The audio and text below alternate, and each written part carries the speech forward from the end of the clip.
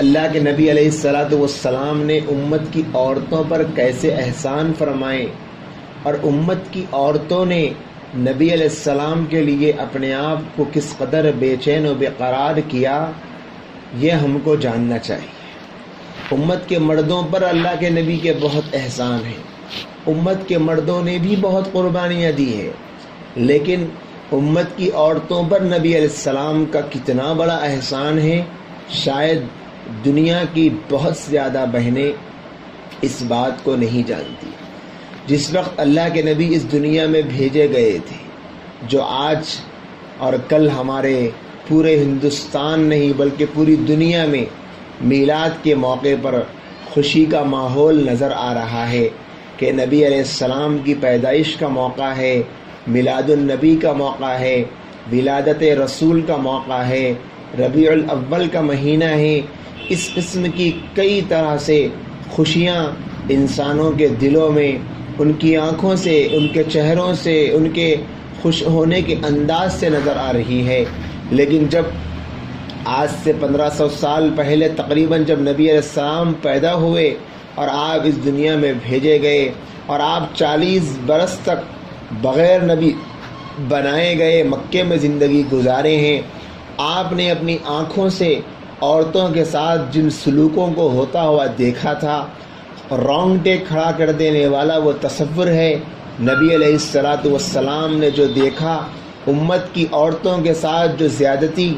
جو ظلم معاشرے میں ہوتا تھا کہ اگر کسی عورت کا شوہر مر جاتا تو ظلم کا حال یہ تھا کہ اسی کا بیٹا اپنے باپ کے مرنے کے بعد اپنی ماں سے نکاح کر لیتا تھا۔ کل تک جو اس کی ماں تھی، باپ کے مرنے کے بعد وہ اس کی بیوی بن جایا کرتی تھی، اور حال یہ تھا کہ جب عورت ناپاکی کے دن میں آ جاتی، ماہانہ ایام اس کو آ جاتے تو اس کے ساتھ ایسا سلوک کیا جاتا جیسے کوئی گندی چیز ہو۔ جس برتن کو وہ چھو لیتی وہ برتن ناپاک سمجھا جاتا، جس کپڑے کو وہ چھو لیتی اسے ناپاک سمجھا جاتا، اور اس قدر ہولناک تصور معاشرے میں پیدا ہو چکا تھا کہ جس گھر میں بیٹی پیدا ہو جاتی تو باپ کا چہرہ چھڑ جاتا اور گھر کے لوگ ناراض ہو جاتے۔ اس قدر سنگ دل ہو چکے تھے کہ بچیوں کو زمین میں دفن کرنا ان کے لیے آسان ہو گیا تھا، اور انسانیت میں عورت ایک سب سے زیادہ گری ہوئی، سب سے زیادہ چیپ اور سب سے زیادہ گھٹیا شے بن چکی تھی۔ کوئی تصور میں نہیں لا سکتا کہ عورت اتنی ذلیل اس معاشرے میں سمجھی جا رہی تھی کہ ان عورتوں کے لیے کوئی مسیحا بن کر آ بھی سکتا ہے۔ لیکن قربان جائیں ہمارے ماں باپ اور فدا ہو جائیں ہماری نسلیں رحمت دو عالم صلی اللہ علیہ وسلم کی ذات بابرکت پر کہ آپ علیہ السلام نے جیسے ہی دور نبوت کا آغاز ہوا تو آپ نے عورتوں پر وہ انعام فرمایا کہ وہ عورت کل تک باپ کے مرنے پر جب بیٹا اس سے نکاح کر کے ماں کو ذلیل کرتا تھا، اللہ کے نبی نے فرمایا کہ اے میرے امتیوں، اے میرے صحابہ، یاد رکھنا جب کوئی عورت ماں بنتی ہے تو اسی عورت کے قدموں تلے جنت ہو جاتی ہے۔ الجنت تحت اقدام الامہات، عورت کے ماں کے قدموں کے نیچے جنت ہے۔ تو ماں کا وہ مقام اور وہ مرتبہ بتایا کہ قیامت تک آنے والے بیٹوں کے کلیجے تھر تھرانے لگ گئے کہ ہم کیسے اپنی ماں کے ساتھ نکاح کریں گے، ہم کیسے اپنی ماں کے ساتھ زیادتی کریں گے۔ اس ماں کے قدموں کے نیچے جو جنت ہے، وہی ماں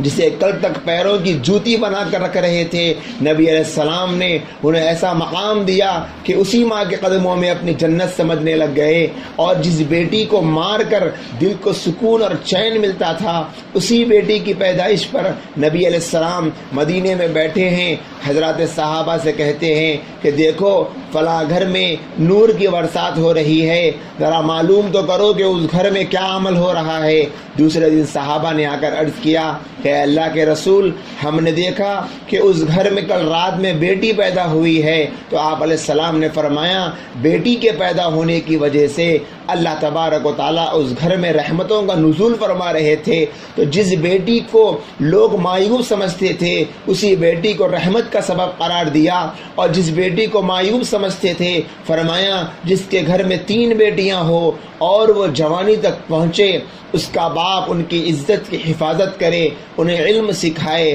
انہیں ادب سکھائے اور پھر ان کا نکاح کر دے، تو کل قیامت کے دن میں اور وہ اس طرح جنت میں رہیں گے۔ اپنی شہادت کی انگلی اور اس کے سے ملی ہوئی انگلی کو دونوں کو ملا کر اشارہ فرمایا جیسے یہ 2 انگلیاں ملی ہوئی ہے، ایسے میں اور وہ کل جنت میں اکٹھا رہیں گے۔ ایک صحابی کھڑے ہوئے، پوچھا یا رسول اللہ اگر کسی کو 3 بیٹیاں نہ ہوں 2 بیٹیاں ہوں تو آپ کیا فرماتے ہیں؟ فرمایا اس کے لیے بھی یہی اعزاز ہے۔ ایک اور صحابی کھڑے ہوئے کہ اے اللہ کے رسول اگر کسی کو 1 ہی بیٹی ہو تو آپ کیا کہتے ہیں؟ فرمایا اس کے لیے بھی یہی اعزاز ہے۔ تو ان بیٹیوں کو جو ذلیل سے ذلیل سمجھی جا رہی تھی، اللہ کے نبی نے وہ اعزاز اور وہ مقام اور وہ دولت عطا فرمائی۔ جن بیویوں کو گھرانوں میں ناپاک ہونے کی حالت میں ستایا جاتا، ظلم و ستم کیا جاتا، ان کو گھر سے باہر کر دیا جاتا، کچرے دان اور کوڑے دان کی طرح ان کو سمجھا جاتا، گھر کا ڈسٹ سمجھا جاتا تھا، اللہ کے نبی علیہ السلام نے آ کر امت کی ان بیویوں کو وہ مقام دیا کہ اے نوجوانوں یاد رکھو اگر تم اپنی بیوی کے منہ میں لقمہ بھی ڈالتے ہو تب بھی تمہیں ثواب ملے گا۔ صحابہ نے کہا یا رسول اللہ ہم تو محنت کر کے کما کر آئیں گے اور بیوی کو کھلانے پر بھی اجر ملے گا۔ فرمایا ہاں اس پر بھی تم کو انعام ملے گا۔ تو اب تو شوہروں کی عید ہو گئی کہ ہم اپنی بیوی بچوں پر خرچ کریں گے تو ہمیں اس پر بھی ثواب ملنے والا ہے۔